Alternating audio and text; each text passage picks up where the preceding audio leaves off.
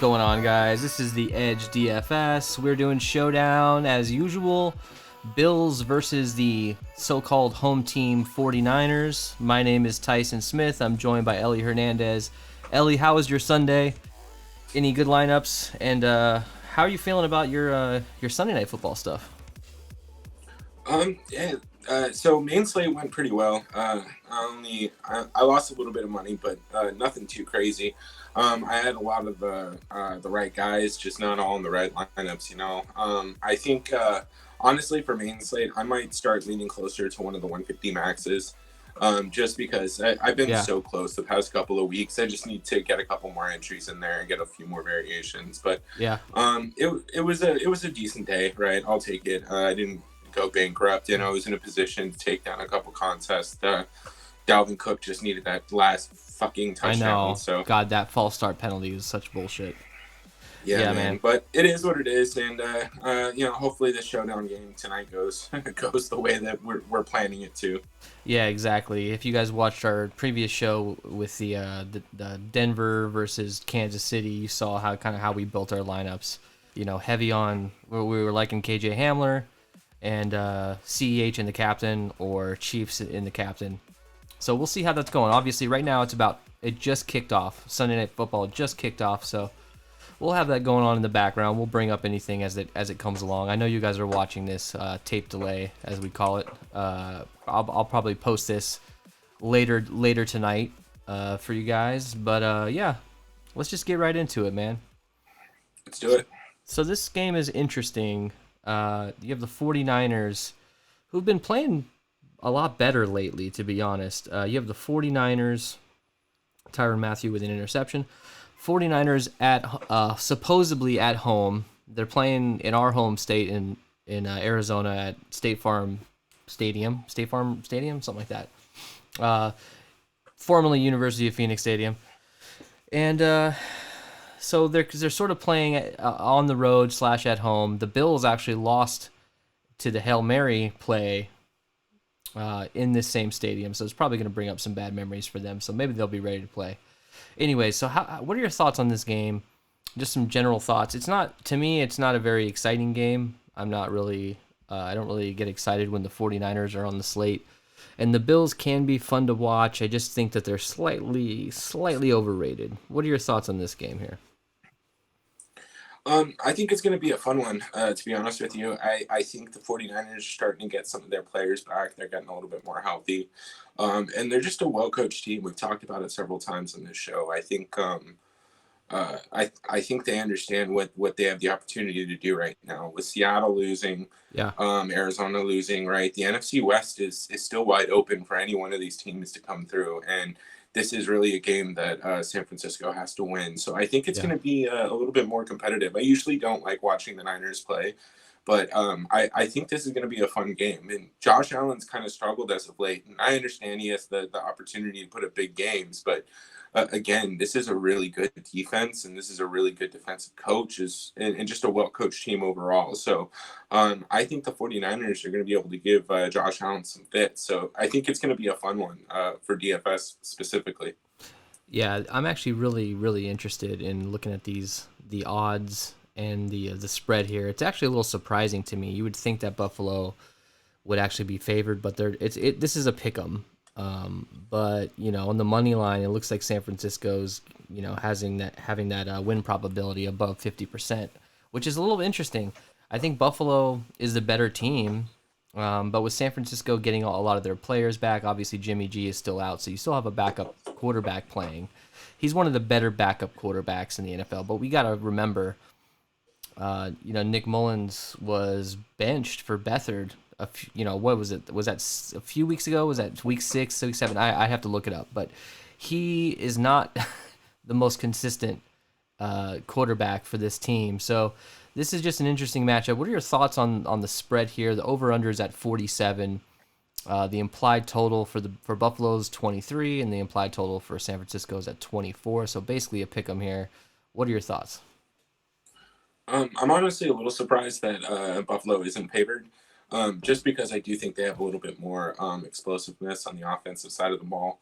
And they're 8-3, so it's not like they've had terrible games. Yeah. They've had some games where Josh Allen struggled, but for the most part, they've been pretty explosive on offense. So yeah, I think it's gonna be a fun one. But I'm not surprised that San Francisco is the slight favorite in this, just given the fact that they've been playing pretty competitively without their players, and as they get them back, I think that gives them a little bit more functionality on the offensive side of the ball, specifically. Like Raheem Mostert, I mean, I don't think he's a number one on most teams, but on this team, it seems to work out well. That zone run that they have is a very, very practical run game. So, getting him back in Deebo Samuel, I think is going to mean a lot to this team.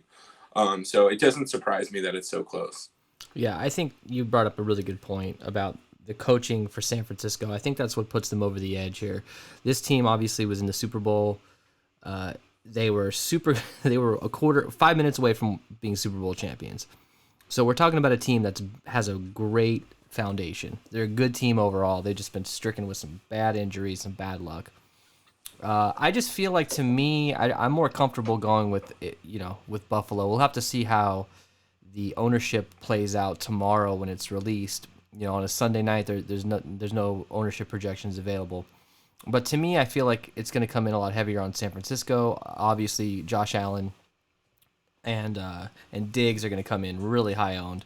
But it's going to be interesting to see if this is close when it comes to ownership. And I'm going to go in the direction of the team that's lower owned. I think that's pretty obvious. That's usually what we do. Although tonight with Kansas City, I went heavy Kansas City just because I didn't think that Denver even had a remote chance of doing anything. So let's move on to injuries here real quick. Not a whole lot. Go ahead, bro. You see, Le'Veon Bell's already got 3 carries. Yeah, that's interesting. I think he's going to get a lot of the work tonight. I mean, he's going to be eating that second role. Obviously, Clyde Edwards-Helaire is going to keep getting his touches, but that's kind of good to see because I'm shitload of him. I know, me too. But I have a lot more CEH. I have 90% CEH in the captain. All right, so let's move over to injuries here. John Brown is out for the Bills. Tyler Kroft, tight end, is questionable. I'm not exactly sure on his status. I'm trying to find some information about him. I think he's been inactive on the COVID list. So just keep an eye on that. There's multiple tight ends on this team that are going to be playing. So just keep an eye on that. When it comes to the 49ers, and Tyreek Hill almost scored a touchdown. When it comes to the 49ers, you've got George Kittle, who's going to be out, which is unfortunate. But it makes things a little bit easier, in my opinion. Basically, it gives us a little bit more of an edge when it comes to ownership. Ownership's going to be spread out. Kittle would have been the highest owned on the slate if he was playing. You got Brandon Ayuk, who's probable he will play. He's coming back from the COVID list, and then you got Tevin Coleman, who's probable he's going to play, which makes things really interesting when it comes to the running backs, which we'll get into. Anything jump out to you? I mean, John Brown being out is kind of a big deal. He has that upside. For a tournament play, he's always one of the best plays you can possibly have because he has that upside. With Kittle out, that we have some other options at tight end. What are your thoughts on this? Yeah, man, I think it opens up some spots in the tight end side, right? I like Jordan Reed a lot, always have. And this isn't the strongest Bills defense. This isn't what we saw last year. So I think that opens up some opportunity for him. Yeah. And then, I love John Brown. I kind of wish he would have stayed on the Cardinals, but him being out opens up a lot of interesting plays on the Buffalo side, right? Yeah, You're going to have to figure out if Cole Beasley or Gabriel Davis are going to get those targets. And recently it's been Gabriel Davis, and I think he had a passing touchdown recently, like some shit like that, or something along those lines. So again, I just think John Brown being out kind of opens the slate up a little bit more. You're not going to have the ownership concentrated there. It's going to be split between Beasley and Davis. So yeah, I kind of like what that does for the slate. Yeah, I like these injuries. I mean, obviously I don't like that the players are hurt, but for DFS, for the DFS side of things, I think it really helps when you're building, because you don't have to really rely on those guys, because obviously Kittle is a lock pretty much every time he plays. So it makes it a little bit harder to build, but also I think it's gonna make my lineups a little bit more interesting, and they're gonna be a lot more unique without having to be just stupid lineups. All right, so let's just get right into it, man. Break it down. let's look at our quarterbacks here. We're going to break this down. We're going to start off with Josh Allen, 11.6K. That's a good price for him, actually. You know, we see guys like Mahomes over 13,000, and Lamar Jackson over 13,000. Those are good prices for those guys. But I feel like Josh Allen has that rushing upside. He was in MVP talks at the beginning of the year. He's fallen off quite a bit. He's trending down, probably why he's at 11.6. I think he should be in the more of the 12K range.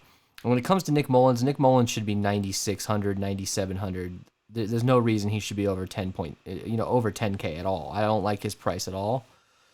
I think it's more of a DraftKings thing when it comes to they just need to, price some players up, and Nick Mullins being the quarterback on this team is the guy who got priced up. I just don't like it. What are your thoughts here when it comes to Allen and Mullins? Are you getting Allen in every one of your lineups? To me, I feel like he is potential for that, and Nick Mullins could be almost a fade. Yeah, initially that's kind of where I'm at. Josh Allen, I'm going to do everything I can to get him in as many lineups as I possibly can. I don't think the pricing is all that tight on this slate, so I think we're going to be able to force him in there. Yeah. Nick Mullins is kind of interesting. Him being priced up at 10.2, I think most of the field should be kind of on that strategy of fading him, just giving price. So I'm going to have to keep an eye out for initial projection ownerships, because if he's under 35, 40%, he becomes a much more interesting play. Yeah, for sure. I mean, if this is an explosive game and Josh Allen does go off, right, then Nick Mullins is going to have to go off to keep it close. So I definitely think that he is in play if his ownership is low enough. But otherwise, I think you're spot on. He's probably an easy fade. Yeah, just because of that price. I mean, there is some value on this slate. I just don't think you need to throw him in more. I don't think you need to go over the field, whatever that may be. To me, I think he's probably going to hover around that 40% in the flex. Maybe 10, 12% in the captain sort of thing. And if he's below 10% and if he's below 40%, then I'll probably consider playing him. So if we look at Josh Allen here, he didn't have a great game last week against the Chargers per se. I mean, he had 17 fantasy points. Based on his price, not a great week. He had 157 passing yards, 1 touchdown, 1 interception. Nothing to write home about. But as you can tell, he's sort of a streaky player. But look, I think you can pretty much, I wouldn't say guarantee, but you can bank on him scoring around 20 fantasy points as kind of his floor. I know you've got a couple of 13-point games, 13 to 16-point game here and there. To me, I'm comfortable saying, look, I can pretty much bank that this guy's going to score 20 fantasy points. And on a, with a total like this, in a game like this, if he scores over 20 fantasy points, chances are that he's going to be in the optimal. He's going to be one of the top players on the slate. He's going to end up in that lineup. So when it comes to Josh Allen, what concerns you here with him? Obviously, he has that rushing upside. And like we always say, if your quarterback rushes for 40 yards, that's like throwing in an extra touchdown. And he easily can rush for upwards of 60. He hasn't really gone above 60 this year, but he has 2, 4, 5. He has 6 rushing touchdowns this year. I mean, you get 50 yards and a touchdown from him rushing, and then he throws for 300 yards. He's the man. He's going to be in the offense. Yeah.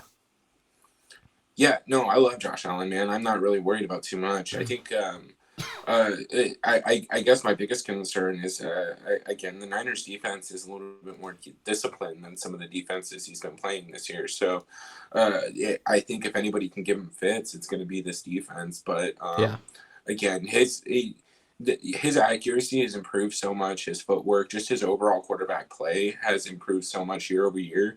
And yes, he's had a couple of games where he struggled a little bit, but I just don't know if it's going to be enough without the Niners are missing pretty much their defensive line, and that's what gives them the edge to stop some of these passing attacks. So I'm not as worried as I would have been if their defensive line would have been healthy, but I do think that they have the ability to give him fits here. So I still see him going for at least 275, 2 touchdowns, and I think he'll easily rush for 35, 40 yards. Yeah, for sure. One concern you have with Josh Allen is he's pretty erratic. He, does some stupid ass shit, and sometimes, that can really cost his team.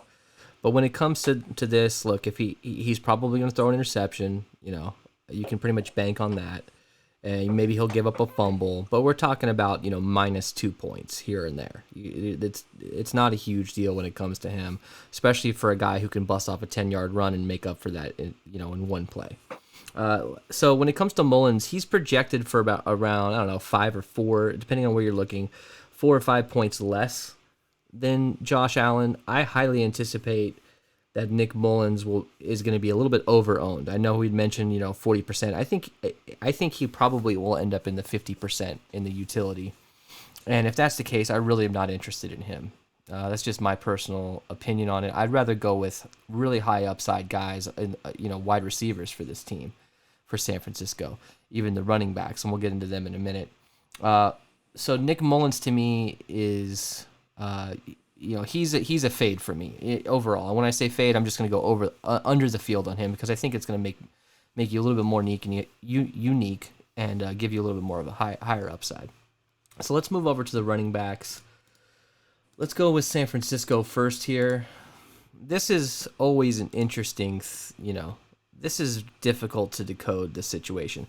I think it's becoming a little bit more clear now. We have Raheem Mostert is back and healthy. He's the number one guy. I don't think there's any doubt about that. With him out, it becomes a little bit more muddy of waters.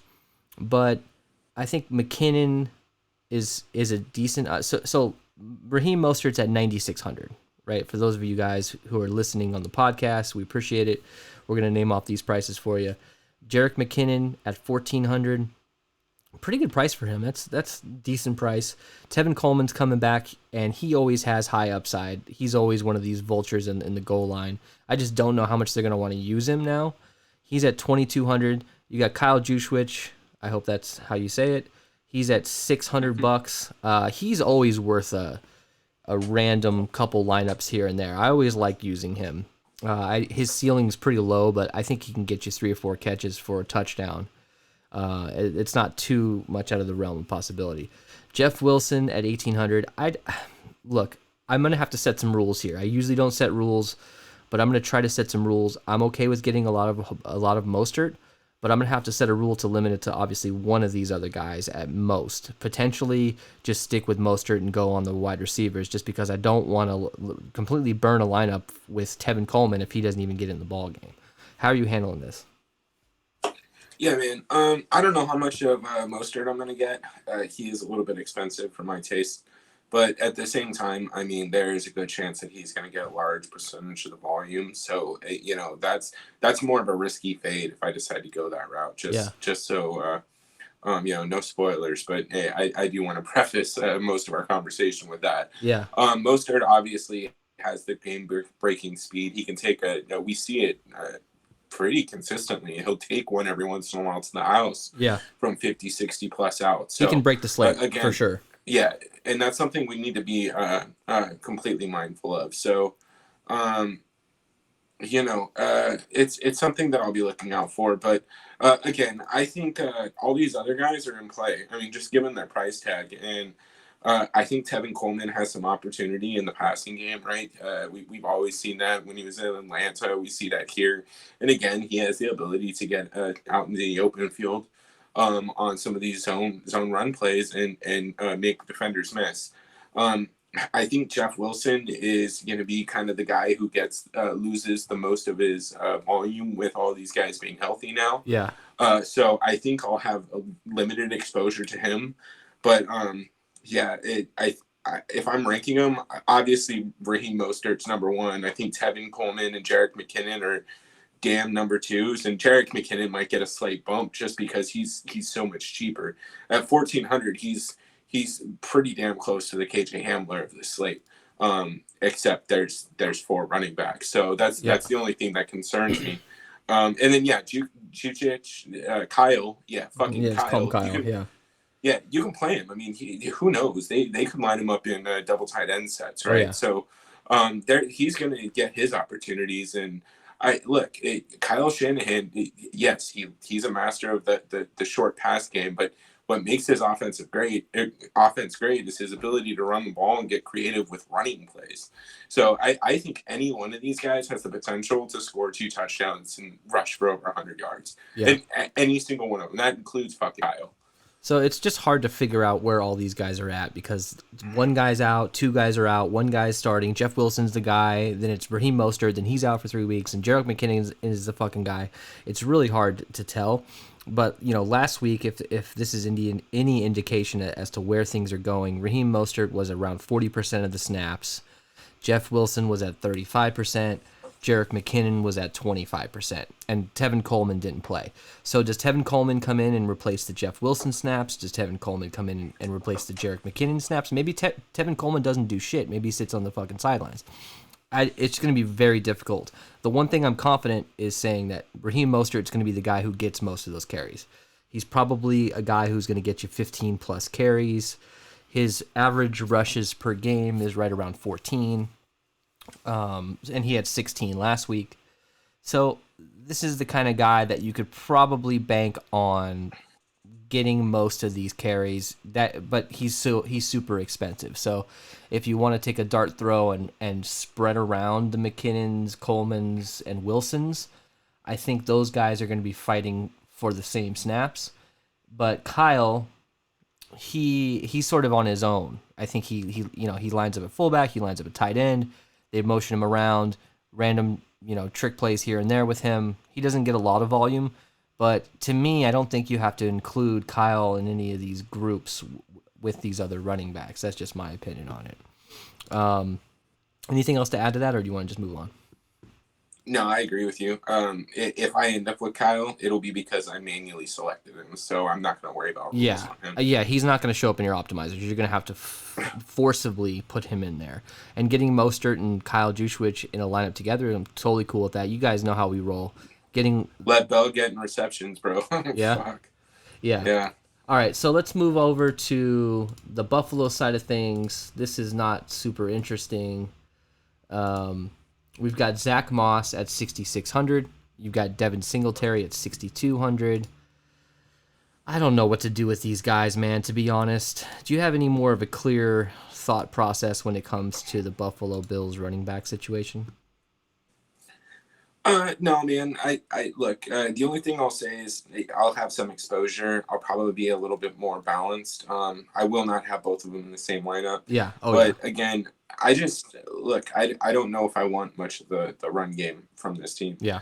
I think Devin Singletary and Zach Moss both have the ability to get there.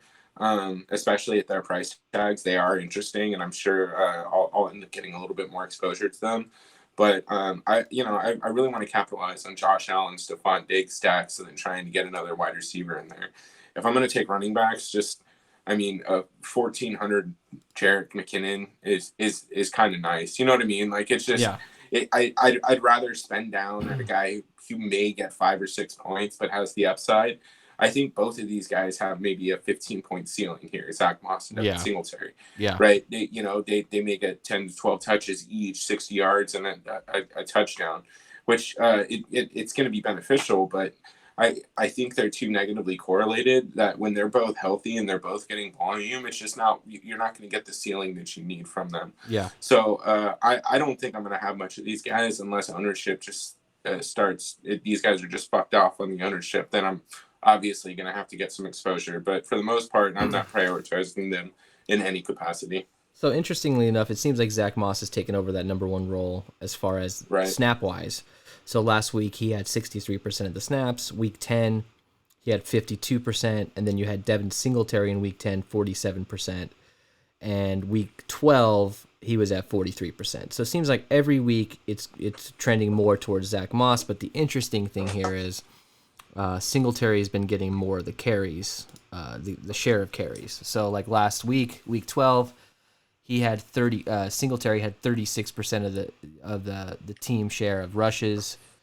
So it's kind of random, to be honest, because look, Zach Moss week 9 and week 10, he outrushed Singletary for amount of rushes. So look, I just think it's a crapshoot. I would rather go with a more dynamic player in Zach Moss, who has higher upside for receptions.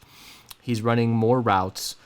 Last week he ran 18 routes. Devin Singletary only ran 9. So look, to me, I feel like Zach Moss is an option. I don't really want to go heavy on either of these guys, to be honest. I think that's going to be the general idea consensus for most of when the ownership comes in. I think we're going to see them, just around the top 10, maybe falling out of the top 10 in ownership in this game. I just don't think they're very popular plays. So if they come in lower owned than expected, like a guy like Zach Moss, I might try to get a little bit more of him. I'm just not comfortable getting Devin Singletary at all, in my opinion. If I unchecked him completely, I would be okay with that. And it's risky because, he can get a random touchdown here and there. But I'm not comfortable betting my lineups on that. Anything else to add, or you want to move on? No, I'm good on the running backs, man. All right, so let's go to wide receiver for Buffalo. This is interesting. You've got Stephon Diggs at 10.8K. Cole Beasley at 6.8K, and Gabriel Davis at 5.8K. Let's see who else is in this player pool. So you got Kumaro at 200. Isaiah McKenzie's worth adding here, I think. Andre Roberts, I don't think so. I don't think I'll get any Andre Roberts, but Isaiah McKenzie at $200 is actually, we'll get to him in a second, but I actually kind of like that now that I'm looking at it, $200. But Stephon Diggs at 10.8K, that's pretty expensive, but I think it's actually pretty fair considering he's probably one of the top options in this game. He'll be one of the highest owned players, if not the highest owned in this entire game. How are you handling the passing, the receivers for this team? Do you like Diggs? Do you just have to get him into every lineup? Yes. Stephon Diggs is one of the best wide receivers in the league this year. I think they're utilizing him just incredibly in Buffalo, and I fully anticipate he's going to have a strong night. I mean, yeah. Look, Richard Sherman doesn't. I don't even know if Richard Sherman is playing, but their defense isn't set up so that they're going to have their strongest corner covering or shadowing the best wide receiver. Yeah. And so I think that opens up a lot of opportunity for Stephon Diggs. Now, obviously, I do think that the Niners defense does have a strong enough coaching to be game planning for Diggs specifically. But I think Josh Allen's just on a different level this year, and he has the ability to get so many people involved that you can't necessarily just lean over and focus on Diggs. Yeah. But with that said, I'm going to get as much Diggs as I possibly can. And honestly, I think Cole Beasley might come in a little under-owned. I think Gabriel Davis is starting to become the guy that people are starting to look at. Yeah. And given the fact that Beasley is $1,000 more, I don't hate that stack. Josh Allen, Cole Beasley, and Stephon Diggs. I mean, Cole Beasley may not score a touchdown. He'll probably only have 11 yards on 72 receptions. But this is Draftkings, and that matters. So Gabriel Davis obviously has the upside, and I'm going to get a decent amount of exposure to him. But I'm pretty much gonna, if there's a fucking rule to do Josh Allen and then force in a minimum or 2 wide receivers from this team, I'm probably gonna do it. Yeah. And just to your point, I don't give a shit about Kumaro. Don't really care about Andre Roberts, but Isaiah McKenzie at $200 is egregiously priced. That's insane. He doesn't need to be $2,000, but he needs to be at least $1,200. Yeah. Right. I mean, I feel $1,200 would be a reasonable price for him. I mean, he's projected damn near Gabriel Davis. So I don't know. I don't know how I'm going to be able to build without Isaiah McKenzie if that projection that I see holds true. Yeah. So I mean, obviously with Diggs, look, don't overthink this. I know a lot of times we try to get creative with our lineups, but a guy like Diggs, I know he's going to be high owned, but you just got to get him in because we have enough value on the slate that we don't have to fade Tyreek Hill like we did tonight on Sunday Night Football. At least that's what I did. We just don't have to do that because we can get all these the best guys in and just sprinkle in some low owned, low price guys. Stephon Diggs. Well, and we're not trying to decide between Tyreek Hill and Travis Kelce. Exactly. Right? We know Stephon Diggs is the best player on the offense outside of Josh Allen. Yeah. And there is no path to victory for the Bills if they're not fucking targeting Stephon Diggs, right? So I'm right there with you, man. It just doesn't make sense in this case to kind of lean towards the fade route with him. Yeah. If you can get him in your lineups, you play him. Look, he's number one in the team in snaps. He's out on the field pretty much every play the entire season. He rarely takes any snaps off. He's number one in targets, number one in air yards, number 1 in red zone targets. Like, the guy is going to get volume. We know that. Don't get too fancy with that with your choices here when it comes to Diggs. I say put him in every fucking lineup if you can. But the interesting thing comes, when you're looking at Gabriel Davis, Cole Beasley, and McKenzie. So Gabriel Davis last week, 100% of the snaps, ran just as many routes as Diggs ran. He's trending up. His ceiling is getting higher every single week. So I think Gabriel Davis at that price tag at 5,800, man, that's a little low. I mean, Cole Beasley, they should flip their price tags in my opinion. So when it comes to Gabriel Davis, I'm gonna have a lot of him. I think getting Diggs, him with Josh Allen in a lineup together as my core is gonna be probably how I start doing a lot of my builds. But look, sprinkle in some Beasley, like you said, he's gonna have fucking 42 receptions for 19 yards and maybe a touchdown, and that's a huge deal. That's why when you're looking at some of these numbers here for Cole Beasley, a 30-point game, a 25-point game, 19-point game, those, he's going to be in the optimal. If he has one of these ceiling games, no doubt he's going to be in the optimal. It's just, okay, which week is he going to pull this out of his ass? Which game is he going to actually get that volume? But when it comes to McKenzie at $200, I mean, he could be the key to unlocking. You don't need a lot from a $200 guy. You really don't. You need 5 receptions and 40 yards. You don't even need a touchdown from him, and he's going to be in the optimal at $200. So, and here's on that note, bro. If he's $200 and he's less than 5% owned, which I doubt. We're looking at Hamler. He came in closer to 38% tonight. Did he really? Oh shit! Yeah. He should have been. I mean, he's priced too fucking low. Yeah. I mean, a $200 punt isn't awful too. Like, if this guy goes out and scores 0, and you have Josh Allen, Stephon Diggs, Jerick McKinnon, or not Jerick McKinnon, but Raheem Mostert, Deebo Samuel, and you know what I mean. Like, you just have all of the offense on both sides. I mean, you're not in a bad spot either. Games like this, right? Sometimes having a low-scoring, really cheap punt is a way to get into the optimal lineup. Yeah. So I don't think I think this is pretty wide open. I'm curious to what his initial ownership is going to be. Yeah, me too. All right, let's move over to the wide receivers for San Francisco. This is going to be, I say this a lot. To me, this is the key to unlocking this slate. You have Deebo Samuel at 8,800. I think he's priced pretty good. Brandon Ayuk, back from injury or back from COVID, 7K straight up. Kendrick Bourne, 5,400. Richie James at 2,600. Every one of these dudes can absolutely have a ceiling game on any given night. We've seen every single one of these guys be the number 1 wide receiver for this team at one point in the season. So figuring out who is actually, now that they're all back and healthy, who's actually going to be the guy that sticks out. It's going to be tough to figure out, especially to me, I would consider fading Nick Mullins. And I know that typically speaking, you're not going to want to jam in multiple wide receivers without your quarterback, but this is Showdown. None of that shit matters. You don't really have to think logically when you're building your lineups a lot of times. The more logical, the less successful in some cases. So to me, getting Deebo Samuel, Brandon Ayuk, Bourne, getting 2 of these guys into a lineup together is something I'm actually looking forward to, because with the pricing here, even a guy like Richie James at 2,600, what are your thoughts on who's your favorite guy here? I think Deebo Samuel is probably the safest pick, but who's your favorite guy when it comes to price versus his projection, and what you think his actual ceiling is for this game?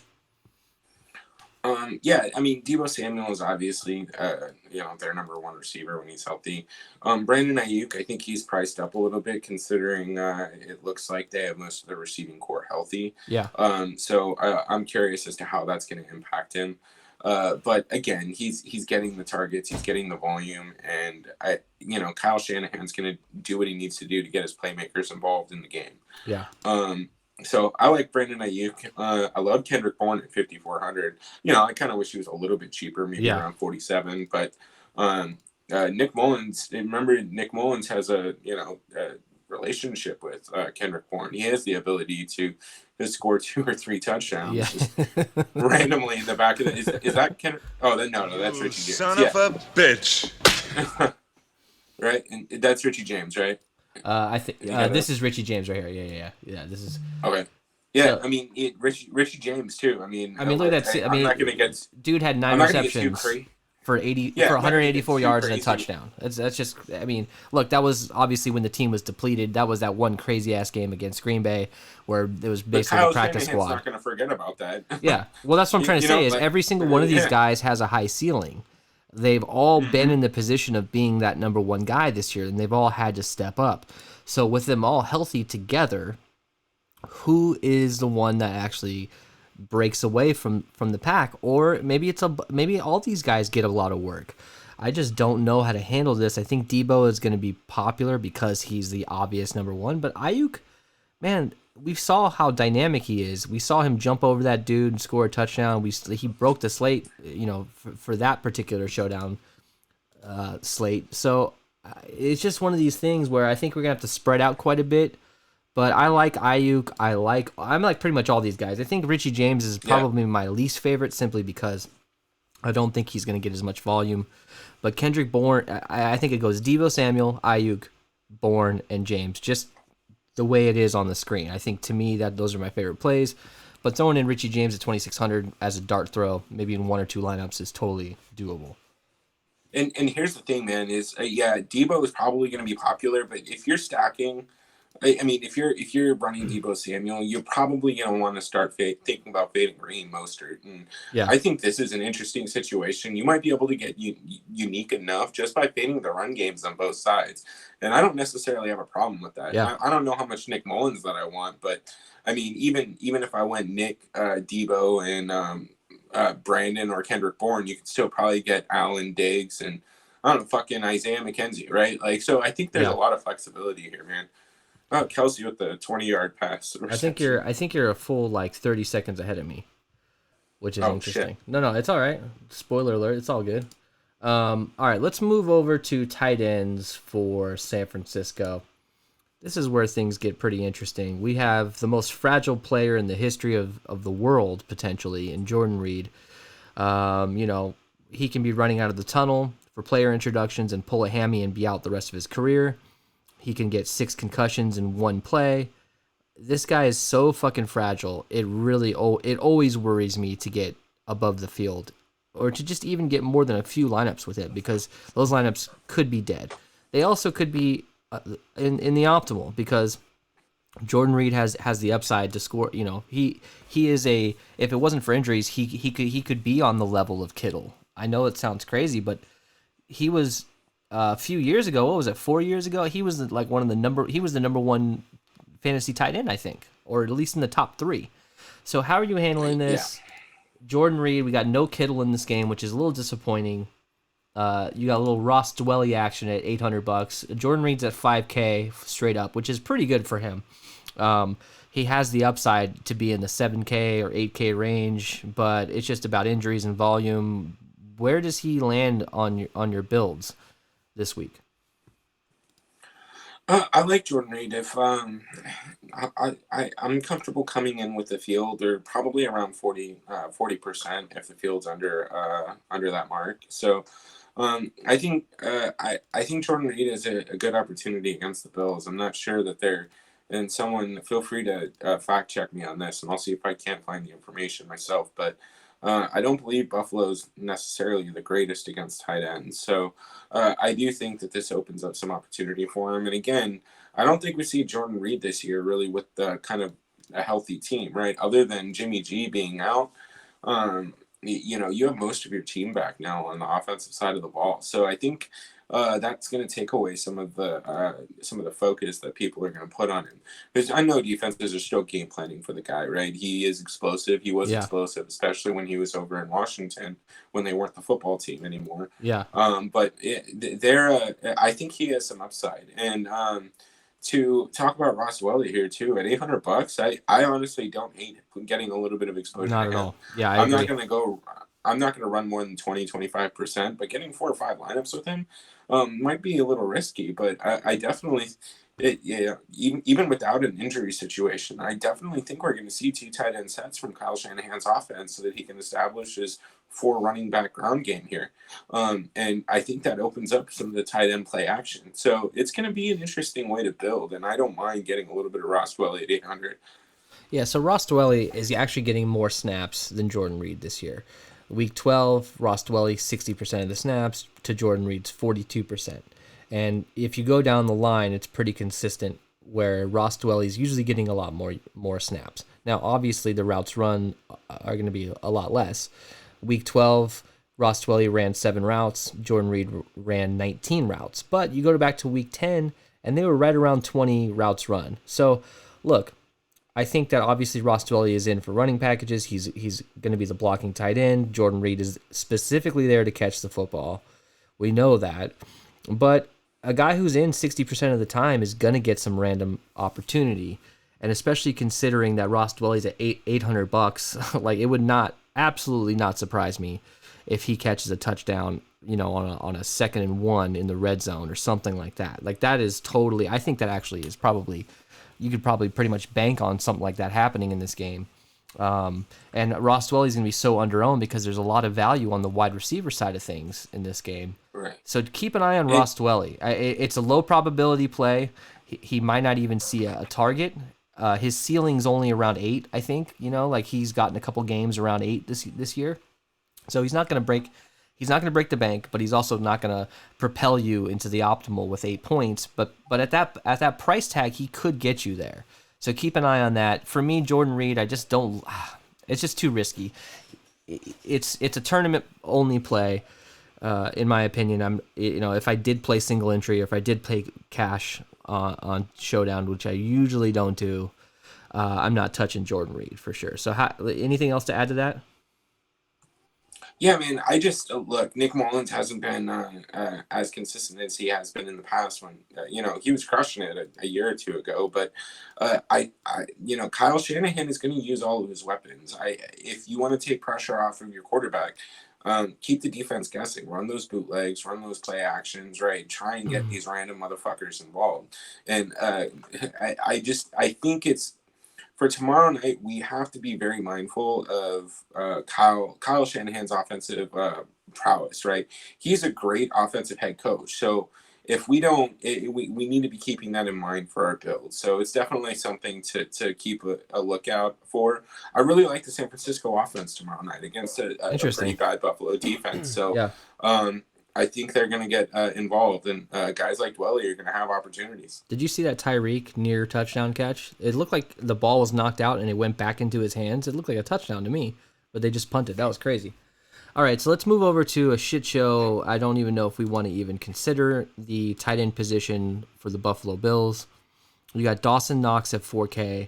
Tyler Kroft, it looks like Fantasy Cruncher has him not even questionable. He's not even, so... Just pay attention on Twitter and look at the injury reports.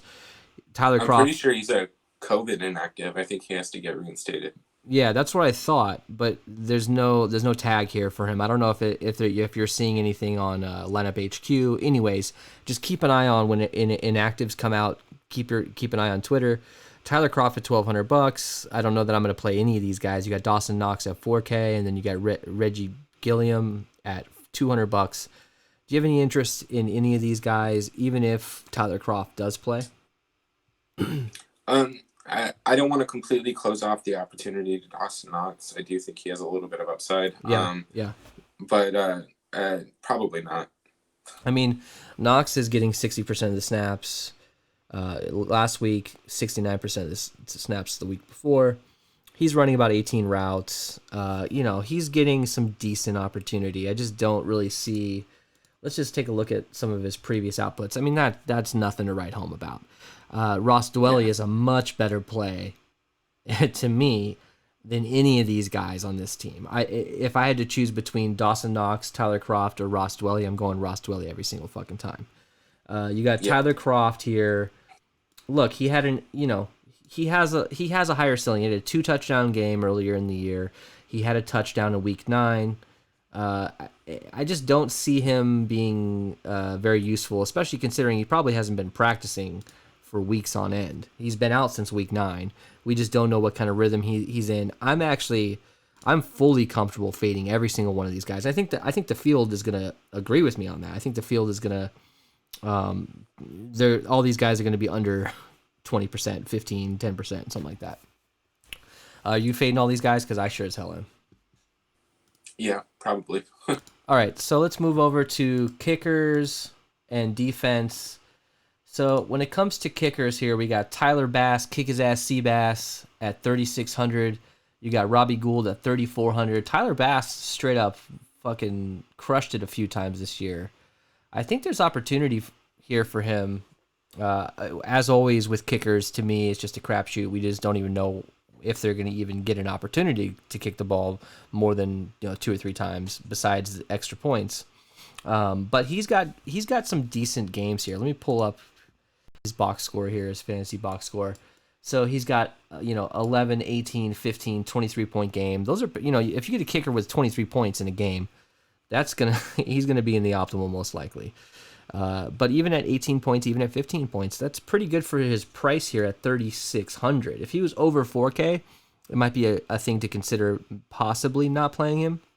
But I'm going to try to get a lot of Tyler Bass, I think, in this game because he has that ceiling of over 50-yard field goals, multiples in the game, and as well as Robbie Gould, not nearly as high of a ceiling in my opinion. But to me, I think you have to consider both of these guys, especially at that price. It's 34 and 3,600. What do you think? Yeah, man, I like both of them. I expect their ownership to be pretty low. I'm starting to see that's kind of a consistent thing when it comes to kickers. If that holds true, I don't mind getting exposure to one of them. I don't need both of them in my lineups, but fuck you, Melvin Fucking Gordon. Melvin Gordon, douchebag, fucked me. I'm gonna get comments on the last video, but because I faded him, whatever. Yeah, well, the problem with a game like this is you have to get the right guy with the yards. And again, Melvin Gordon may not be in the optimal if if the Chiefs can get their offense together, right? At least he didn't score. Still need to capture all. Yeah, you may have to get all the Chiefs offense, but yeah, man, I like Tyler Bass. I like Robbie Gould. I think both of them are in play. Especially at their price tags, they should probably be 38 and 4K. Oh yeah, and we've seen that before. We've seen usually like kickers like this are in the 38 to 4,200 range, so they're underpriced in my opinion. Yeah, so I'll have exposure to them. Just not both in the same lineup, probably. All right, so when it comes to defense, you've got the Bills at 4,600, and you've got the 49ers at 4,200. I can see some turnovers in this game happening. It's hard to predict, pick six or, fumble recovery, that kind of thing. I don't think that the defenses are super dynamic, especially the 49ers with all their injuries. And the Bills just aren't a very good defense in general. So are you getting any Bills? Are you getting any 49ers at 4,200 and 4,600? I'd rather just go with some of these wide receivers. I'd rather go with those guys as opposed to trying to force in a defense that I'm just hoping that there's a random, pick six or something. I don't see me getting to a lot of these defenses. Yeah, I don't mind getting a little exposure to the Niners side of the ball. They're cheaper, and they have the opportunity for takeaways, given Josh Allen prone to that. Yeah. They have the opportunity for sacks, but I won't have more than 2 or 3 lineups, and unless we get some negative line movement, then I don't think I'll get too heavy on it. If we wake up tomorrow and all of a sudden it's a 38.5, then yeah, I'm going to start looking at these defenses a little bit more close. But not really, man. Not looking too much into these guys. All right, so let's move over. We're done with the breakdown here. Let's move over to our fade of the night and hit the sound. What's your name? Tony! Fuck you, Tony! Who are we telling to fuck off this week? Ellie, you have Raheem Mostert as your fade of the night. Tell me about that. Yeah, man. I just think he's going to be one of the chalkiest players on the slate. Obviously, it doesn't come without risk. So I don't think you need to fade him in a shitload of lineups, but you can potentially fade him in a few and probably be unique enough to capture most of the explosive offense on both sides of the ball. His pricing, not having that in your lineup is going to give you a little bit of flexibility. So that's really what I'm looking at. Kind of what we were talking about a little bit earlier. I am all for getting. I don't know. I'm even okay with getting both quarterbacks and 4 total wide receivers, 2 from each side. I think it's going to be an interesting night for a 3-3. Yeah, and I think you can do it by fading the running game for either team or both. Yeah, I like Raheem Mostert for sure, but I totally hear you at that price. You're going to have to kind of consider if it's worth it, if you can find better value.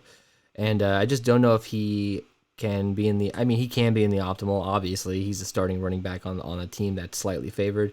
I just would prefer to go another route. And when it comes to me, I'm going Devin Singletary.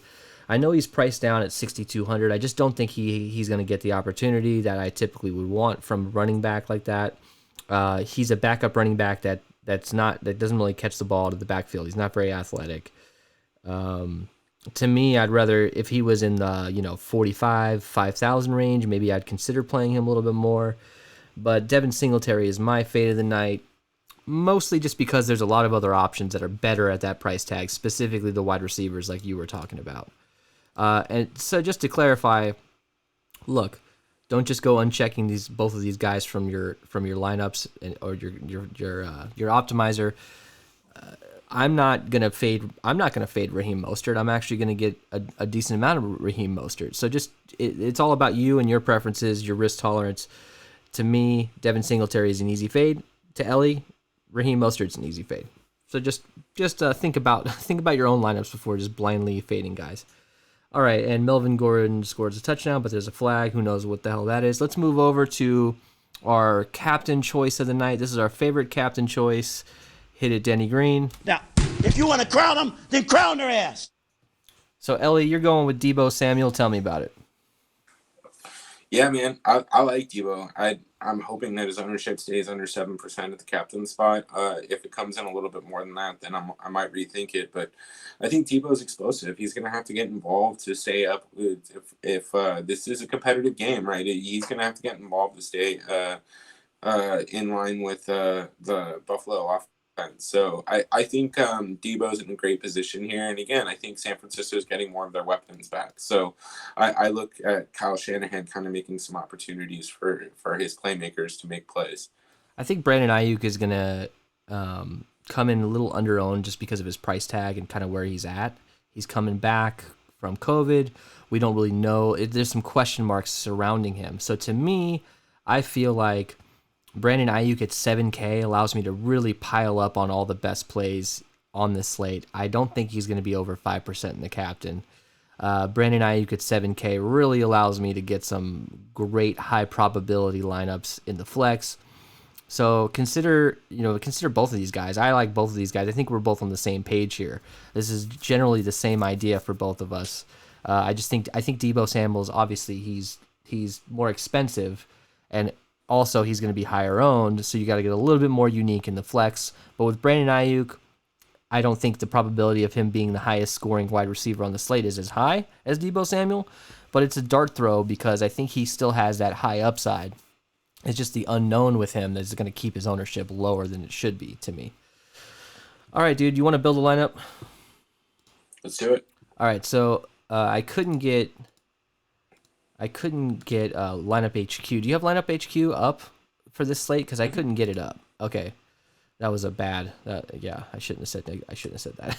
But look, let's just go ahead with the DraftKings desktop app and let's build it from here. So, in captain, you want to go with Deebo Samuel? Yeah, let's do it. All right. So, tell me how you want to handle the roster construction here. With a guy like Deebo Samuel, it's probably going to be 10% plus in the captain. Can we afford to go 3-3, or do you want to go 4-2 San Francisco just to be a little bit more unique? Honestly, I want to kind of get in the guys that I want. I want to get my core in first. Okay. And then let's kind of see what it forces us from there. Okay. So I think I want to lock in Josh Allen, Stephon Diggs. Yeah, I can't blame you there. Okay. Who are you liking from San Francisco with our current build? So let's see here. Where can we go? Where can we go next? Who is a guy that we talk? Let's fit our cheap guy in now. Who did we talk about that we liked that was cheap? Dwelly? Yeah, I don't mind Dwelly in this build. I think Dwelly's nice here. And now, are we gonna fade in this particular build? We gotta fade Mullins, right? Yeah, I think so. So, do we want to have any? Do you want to have any running backs in this lineup? Let me just ask you that. Yeah, I'm open to having running backs in this lineup. I just don't know if we're going to be able to jam in Mostert. But what about Jordan Reed here? What about we? No, never mind. I don't want to double tight end this, and that's my bad. Do you want to go with one of the kickers in this particular lineup? Yeah, actually, let's do that. Let's throw in what's your Seabass? fucking dude's name? Yeah, Seabass. All right, that leaves us with 10K. So I mean, we got a shitload of options here. So you can go Put in with Mostert. We can go with Mostert. I actually really like that. So this is a Yeah. nice 3-3 here. You're capturing Josh Allen, Diggs, and any field goals. With Josh Allen, you're capturing any rushing touchdowns he may have. You're capturing any extra random receiving touchdowns that might come from Buffalo. And then you got Deebo Samuel, who, if he goes off in this game and is the highest scoring player, obviously you're going to need him in the captain. And then you got Dwelly and Mostert. Yeah, I actually really like this. And I think with Dwelly and Bast in your lineup, I think it's going to keep you relatively unique in a large field. I think that, to me, this just feels like a 15 or 20 dupe sort of lineup, which is not bad. If you get first place with 15 dupes, you're still going to come out ahead. Anything above 20, I usually try to avoid. That's just kind of my rule of thumb. All right, let's move on. Hold up. Go ahead. Hold on. I got one interesting thing. Okay. Okay, so for Seabass, swap out Robbie Gould. Okay. And then for Dwelly, okay, put in McKinnon. There you go. Now you got a 4-2 action. Yeah, I love it. The only thing here is you're using all the salary, so it might be a little bit more duplicated as well. But yeah. I don't hate this build. You're not getting Nick Mullins, and you're kind of avoiding a little bit of the offensive chalk on the Niners. So it's interesting. All right, let's go over to an Ayuk build, and let's just see kind of if we're able to fit in a lot more higher price guys. So let's go Josh Allen. Let's go Diggs. I'm comfortable having both of these guys in every one of my lineups, to be honest. That's just how I'm going to roll, I think, this week. Now, do we want to go Mullins in this one? I think we have to get some Mullins, right? Do you want to build with Mullins and see if we can fit him in? Yeah, I like Mullins if we have a UK captain, to be honest. All right, so we should probably go over to one more wide receiver for San Francisco and then one more wide receiver for Buffalo. This is just like a more of an onslaught type of game if we think it's going to hit the over. So do you want to go with someone like who do you want to target here for wide receiver wise? Do you want to go Beasley? Do you want to go Davis? I mean, Gabriel Davis at 5,800. We should get him in. I think we really should. Yeah, I like him. I mean, Gabriel Davis, and then so what does that leave us? 11. That leaves us 1,100. We can get a Ross Dwelly. We can get a Kyle Juszczyk. We can get an Ian McKenzie too. That actually is kind of nice. McKenzie. That actually is kind of nice. I think if these were the only two lineups that we were going to enter, obviously I don't want to have two Ross Dwellys and I don't want to have no Nick Mullins. So that's kind of what we're thinking about when we build these two lineups. Obviously, we're going to have more than two lineups tomorrow, but I like Gabriel Davis. That's actually a really sexy lineup. You got Allen, Diggs, Davis, McKenzie, and then this is a 2-4. You got Ayuk and Mullins. That's actually pretty nice. I actually really like that. Any changes to this? Any differences? Or I kind of like it. I mean, obviously, look, you can if you're doing multiple lineups, you can obviously go up to Juszczyk or Dwelly. Go back to McKenzie. Yeah. And then what does that give you if you take out Gabriel Davis? How much salary do you have? 67. I think you can get Kendrick Bourne here. You can get Zach Moss. Wait, can you get Bourne? Yeah, you can get Bourne, and you can leave some on the table. Yeah, or you can get Zach Moss. Yeah. There's a Bourne lineup. That's not bad. Yeah, that's a nice 3-3. That's a nice 3-3. Yeah. Yeah, I think I think there's a lot of flexibility here. Again, we just got to identify that cheap guy, and I think we're gonna have to kind of just rotate shit in until we get what we need. Yeah, I feel you, man. So how do you think this game is gonna go down? Look, the 49ers don't have a home field. They're traveling. It's not that far. They're traveling a few hour flight from Bay Area to Phoenix. Buffalo's traveling across the country. Do you think that affects this game at all? I mean, it's not. There's no home field advantage necessarily, just besides travel and all the protocols that are involved with that. How do you think this game goes down? Do you think there's any advantage to the fact that there's no real true home team here? Not really, man. I honestly think San Francisco is going to come out well prepared because what they understand what this means for the division, right? Yeah. They're in a very good opportunity right now, or in a very good position to take over. So, honestly, I think it's going to be 31-27 San Francisco, but I think it's going to be a shootout and a competitive game all night.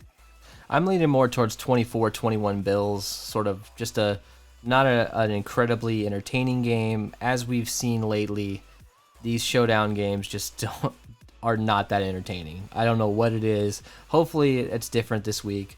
But I'm thinking 24-21 Bills. I think that Josh Allen can pull this out. Also, look, the 49ers have a lot to play for. They can actually land a playoff position here. So anyways, thanks a lot, guys. Thanks for joining us here. We're going to try to bust out a Tuesday showdown. We'll probably record that tomorrow night. And yeah, thanks a lot, guys. We will talk to you later. Thank you for joining. Give us a like. We appreciate it. Thank you.